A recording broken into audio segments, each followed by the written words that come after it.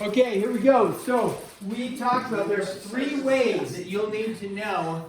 3 ways to solve SOLs. What does SOL stand for? Although I probably won't quiz you on it. Systems of linear equations. 3 ways to solve. Max, give me one of the ways to solve. The ways to solve. Okay, good. Wilrod, give me one of the ways. Graphing. Graphing. Max, give me a second way. I don't know. Okay. Substitution. Substitution. Good. Avery, third way. No, that was what I was going to say, but, Shiloh. Adding, subtracting, eliminate.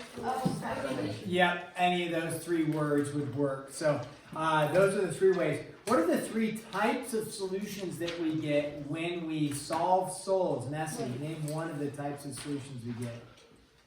We're coming back. What it's... Abby, name one of the types of solutions. No solution. No solution. Nessie. Infinite. Wilrod. One solution. Good. Today we're going to solve systems by substitution. Okay. The book on page, go ahead to 272. The book gives you a breakdown of how to solve, like a steps, 1, 2, 3, 4. I'll put that in the viewfinder here, right there. Solving a system by substitution. Now, we can follow these steps. I'm not going to write down all the steps. I'm not making you write down all the steps from page 272. But if you want to follow those steps, that's a great way to go.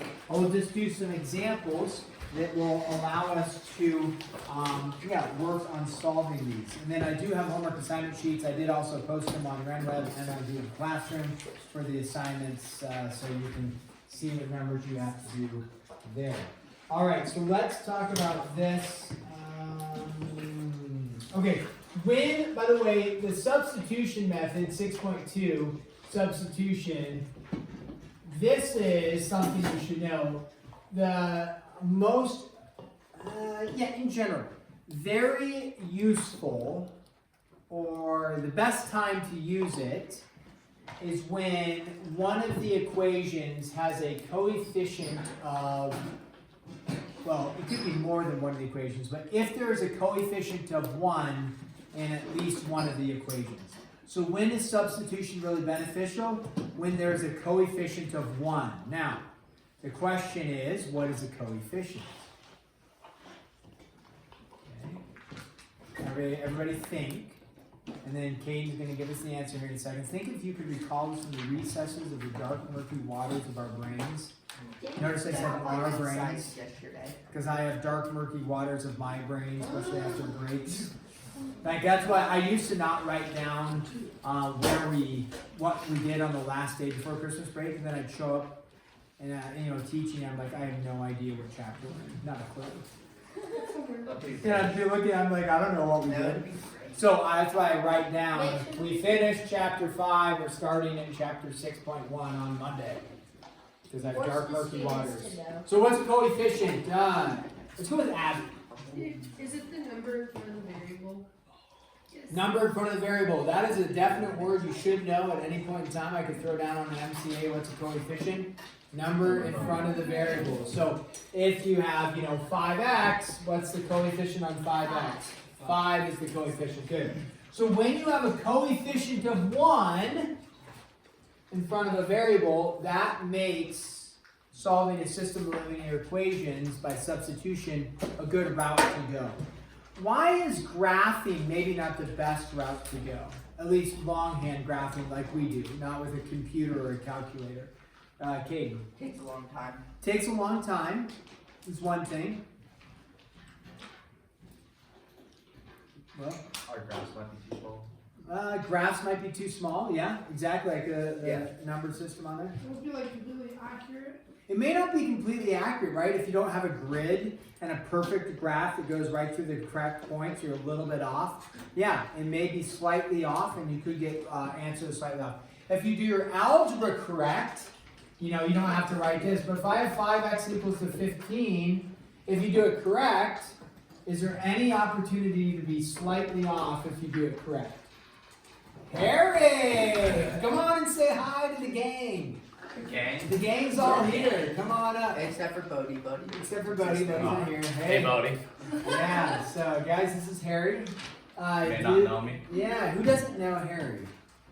Okay, I know there's a couple people that didn't know you. Do you know these gals? I've seen them. Oh, I you've don't seen know them? them. Yeah, it's a good opportunity to introduce you to them. This is Nessie. Hello. I was trying to think of like messing up their names to be funny. And then Rosie. Rosie and Nessie. Yeah, twins. Sure. Gotcha. Identical-ish, but you can tell them apart. Usually by the personalities. One's very One's nice and one's mean. You just won't say who. What? You got a new button. What did you say? No, he did not. Hey, good to see you, Harry. Good to see you, too. Okay, so can we be slightly off if we do it correct? Yeah. No! No. 15 divided by 5 is 3. Yeah. Now, if you have 3.1, you're just completely wrong. But when you go to graph something, if here's my point and here's my point, right? And I go to graph and I kind of go through the bottoms, like essentially that's the correct line. It's just slightly off, or it's a little bit of a wave. My straight edge moved a little bit. There's opportunity for error.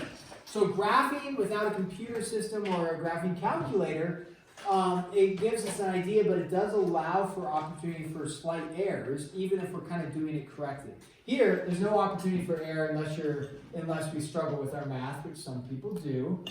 I'm grading the tests, and there was some definite 12 plus 3 is 16. I saw that. How many gallons of water were there in that one column? Was it all tank? And somebody wrote 16. I'm like, where did they get 16? I'm looking for the math. All the math was correct. They had 12 plus 3. They said it was 16. I was like, oh man, you guys struggle bus. It's 14. Okay, so. Who is it?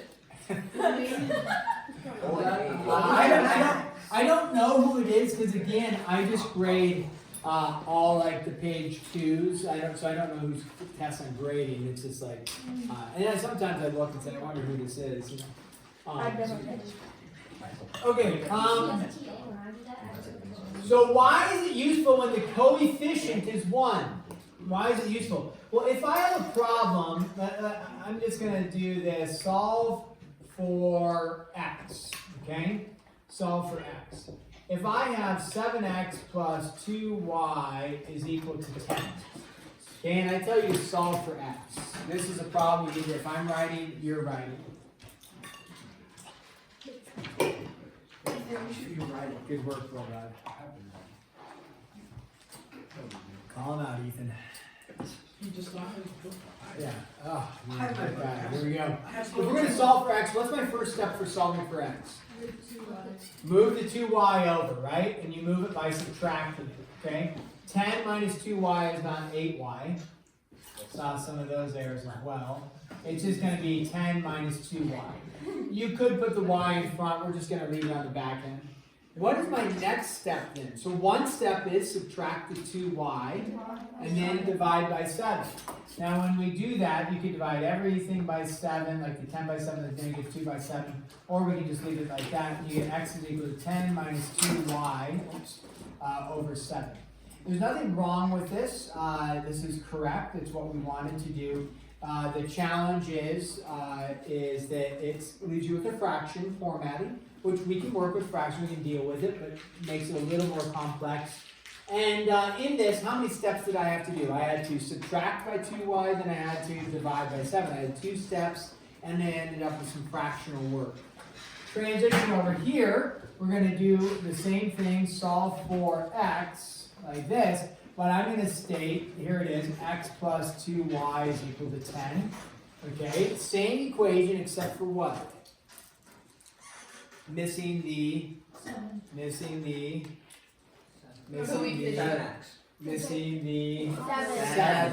right? That was for some people in here that were struggling to pay attention. Yes, missing the 7. Very good. Okay, but new equation, solve for x. What's my first step to solving for x? Minus 2y. Minus 2y. And what happens? That's it. We're done. That's it. Hooray. So why was that really easy, if you will?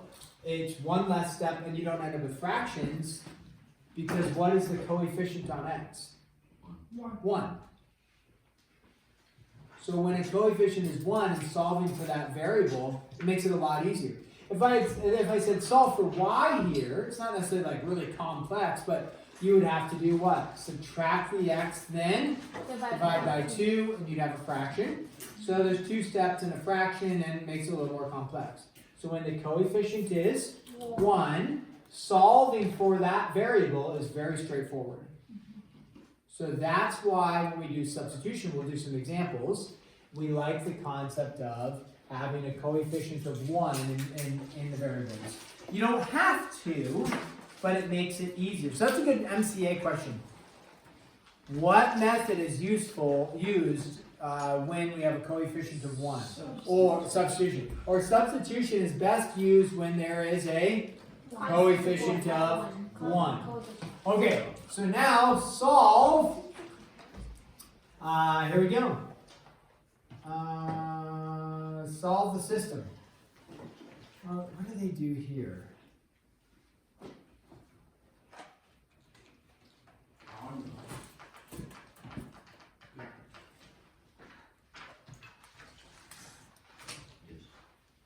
Okay, let me do this.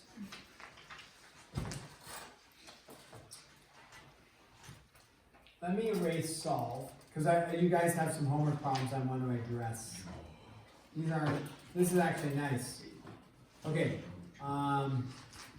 choose the best initial step. Choose the best initial step, and you're going to be given this, and I'll explain. Well, so we'll call this number 1. When the book writes their problems, they typically, it will be written like this, something like this. So we're not going to solve the whole thing out. You're given 2 equations. These form lines. So we know that one of three things are going to happen if we were to graph it. It's either going to be this where they intersect once, it's either going to be this where they're parallel, or this where they are the same line. Just a quick look, do they look like they are going to be the same line? No, just a quick look. To check and see if they're parallel, you can find the slope, right? And to find the slope, you could do negative a over b. For the slope formula, you could do that. But, yeah, 3/2 and negative 2 over 1, so not the same slope. So they're not the same line, not parallel, they will intersect. When the book sets it up like this, they typically will just say equation 1 and equation 2. Which one are they referring to as equation 1? The top one, okay? So they'll say equation 1. A lot of times when I write these equations, I like to just put a Roman numeral. You don't have to, but I like to put a Roman numeral just so I can see and identify it. Hey, there's equation 1 and there's equation 2. For the initial step, what we're going to do is they're going to ask a question. They're going to say, A, do you want to solve for x in the first equation? B, do you want to solve for y in the first equation?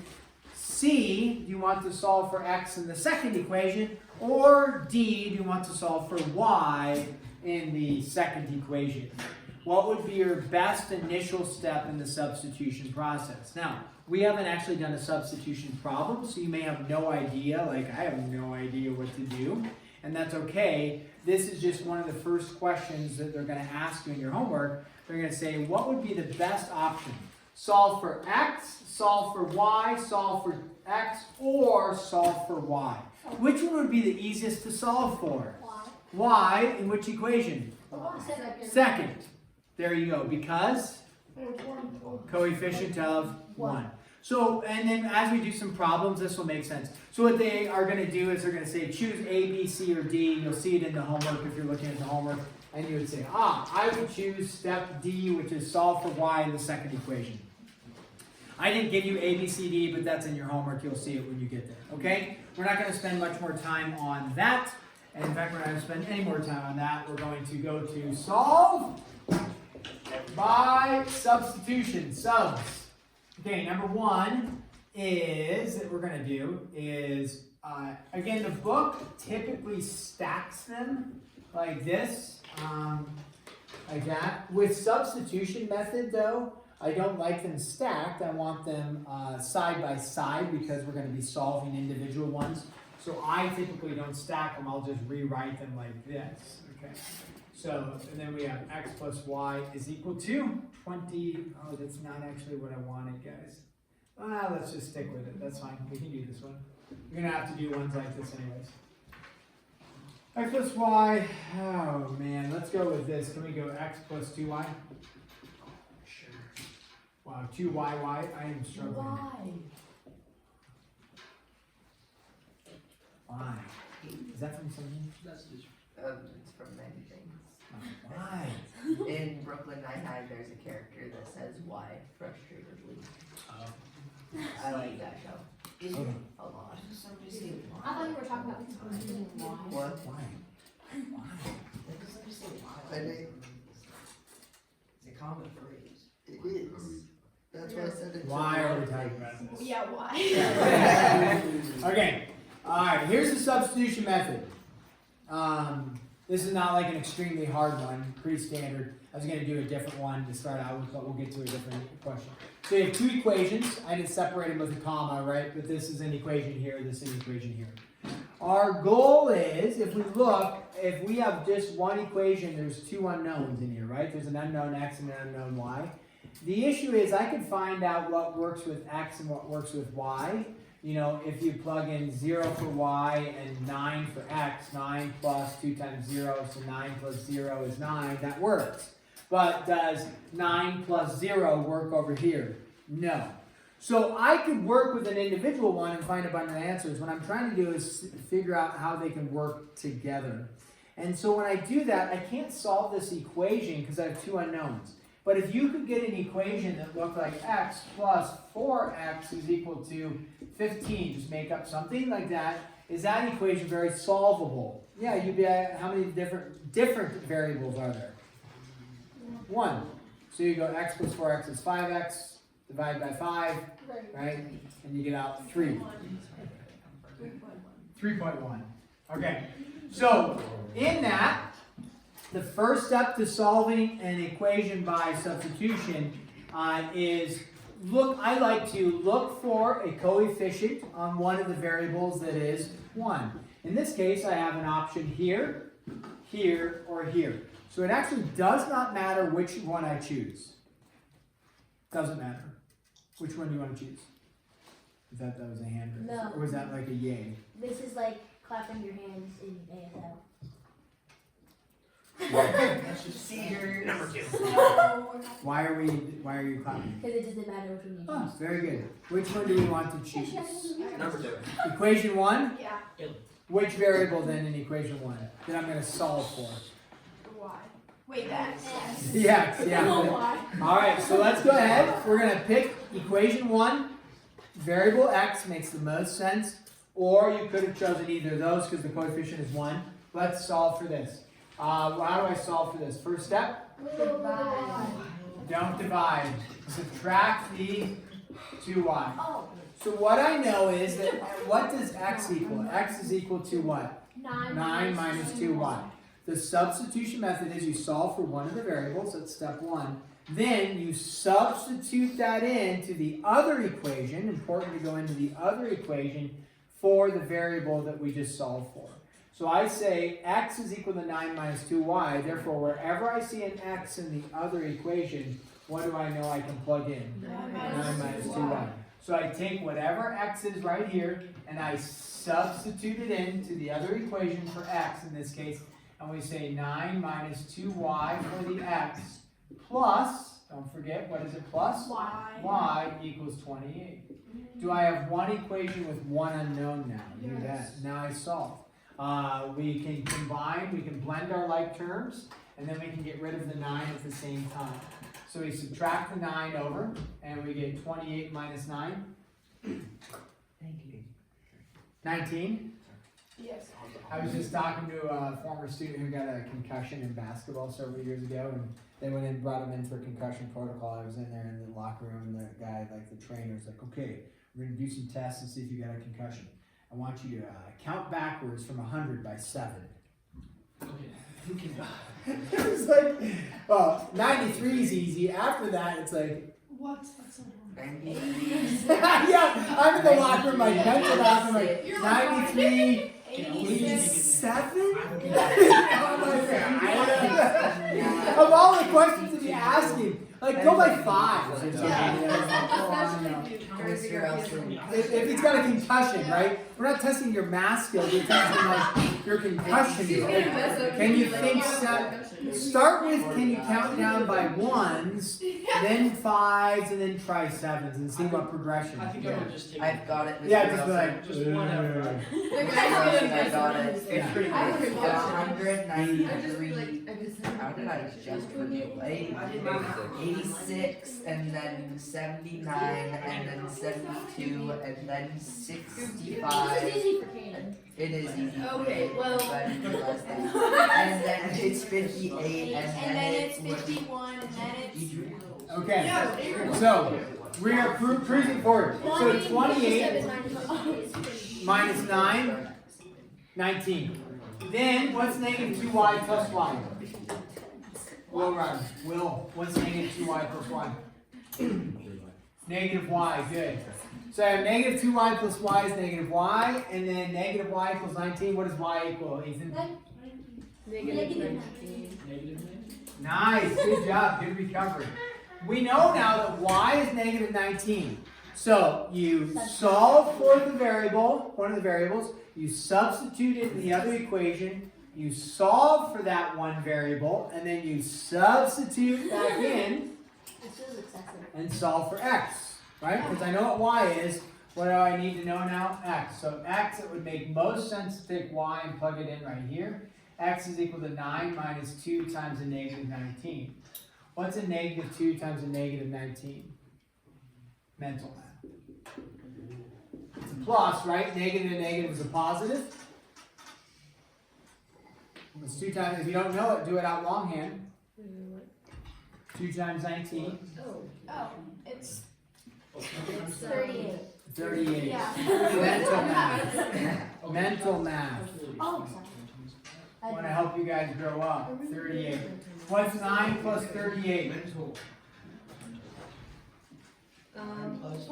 47. 47. Okay. So what I just came up with is coordinate points of where my lines intersect. Would the graphing method have worked really good for this one? No. Why not?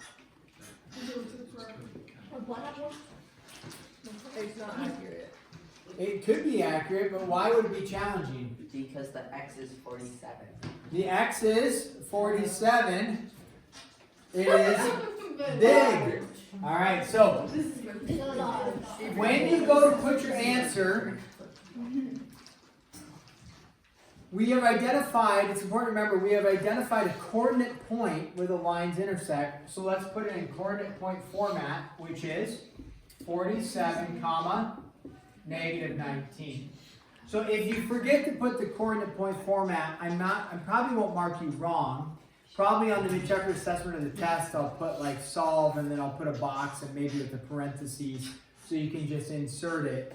Or I'll say what is x, what is y. But it's important that you remember you're finding a coordinate point. Now, your book answers are all going to be this. They're just going to have this and this. They're not going to say x equals and y equals, okay? Now, you don't only solve for x's and y's. You could also solve for a's and b's. If you solve for a's and b's in an equation, which variable comes first? Is it a comma b or b comma a? A, comma, B. A comma b, alphabetical order, right? So if that's the case, you know what order to put it in. Okay, let's go ahead and solve another one here. And I don't know how many more we're going to do before I send you the task on the homework. Y equals 3x plus 2 is your first equation. And then this one is y equals 5x minus 6. This one looks a little bit unique. Why does this one look a little bit unique? They're both y equals, right? Yeah. Well, what's really awesome is they've already solved for the variable y. So what we did is here, we had x equals, we solved for x, and then we substituted. Well, they've already done the work for us. So you pick either one, and then substitute it in. So what we can usually pick the left one because it's the first one we see, and then substitute it in the right, but it can go the other way. But we say, okay, if I know y equals 3x plus 2, which it does, wherever you see a y over here, what am I going to plug in? 3x plus 2. So we're going to take this value, substitute it right into there, and say 3x plus 2 is equal to 5x minus 6. Solve for x right now. Go ahead, check with your cheat mate. Once you find x, plug back in and solve for y. It does not matter what equation you plug back into to solve for y. You should get the same answer both times.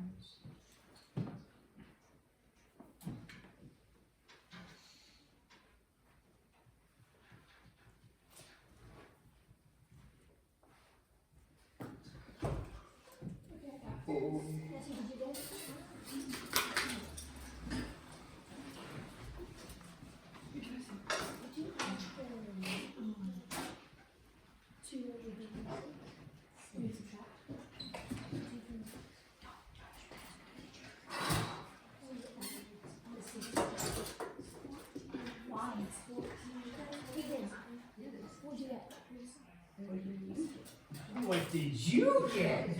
Oh my, so sassy. Here, you can ask me, I'll be helpful. Only because I'm on camera. Otherwise, don't you dare ask.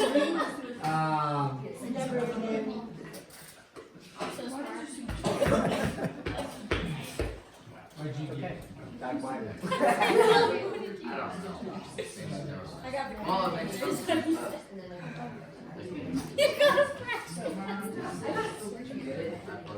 Yeah, 6.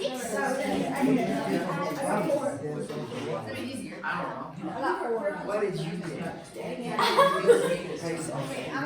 I got 4. See up here? I'm adding 2. Okay, guys, did you get, I subtracted 5x from both sides. If you don't want to do that, you want to keep it a positive x, that's fine. You can subtract 3x. I just said, I like the variables on the left, I don't mind the negative. So I said 3x minus 5x is negative 2x. I then subtracted 2 from both sides to get the constants on by themselves. And so then I had negative 6 minus 2 is negative 8, right? And so what does, then you divide both sides by negative 2. What does x equal? 4. Okay, so I saw some people with x equals 4. Now, when I plug back in, it does not matter which equation you plug into, because they're both intersecting in the same spot. So you can take x equals 4 and plug in here, which I typically do. Why? Because I have space. But you can also plug it in up here, or just do the mental math, because these ones is pretty straightforward. If you plug in 4, 3 times 4 is 12. 12 plus 2 is 14. If you plug in 4, 5 times 4 is 20. 20 minus 6 is 14. So either way, you're going to get out y equals, and I'll show it just so that in case people are a little confused, y is equal to 14. When I do the parentheses and I make the coordinate point, what is the coordinate point going to be? 414. 414. Careful, don't. Some people make this error. They go 14, 4 because they see the 14 first and the 4 over there or something. Don't do that. Go x, comma, y, and there you've got your answer. Okay, we are going to pause there. You guys can get working on your homework 15 minutes tomorrow. Listen closely. I will cover probably a couple story type problems from your homework. Maybe have time to don't tear out anything here. Hey, sorry, I just pick up all those perforations throughout the day. So, yeah, finish off the destruction. That's what everybody always says to me. And yet I find it all over the ground. So tomorrow we'll do a couple of story problems. Maybe there's a chance to ask a question or two. May start touching on 6-3. We'll see just how the time goes, but we will continue a little bit of work on 6-2. When is 6-2 going to be due? Tomorrow. No. Thursday. That's from you, Kate. When is 6-2 going to be due, guys? This one is due tomorrow. 6-1 is absolutely positively due when? That's what I was thinking. Wednesday. Okay. 6-1 is not due Thursday. What is 6-1 due? Wednesday. Wednesday. See, this is why I didn't hear. Again, guys, your lack of maturity and growth happens when you get catered to constantly and somebody holds your hand. Not actually, but figuratively, and keeps walking you through stuff. Guys, at some point you write something down and say, hey, this is when it's due, this is when it's due. And I know. And I don't have to have somebody like write it down for me, write it down for me. And yes, I will give you those. Yay. And yes, you can go to that. Homework assignment sheets here. Kate, you know, this is fine. Give me that now.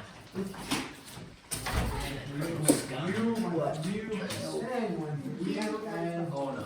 Two for you. No. And in case anybody's watching, there's the homework assignments. What is this guy doing up there? What? You're stroking with your eyes. This is so weird.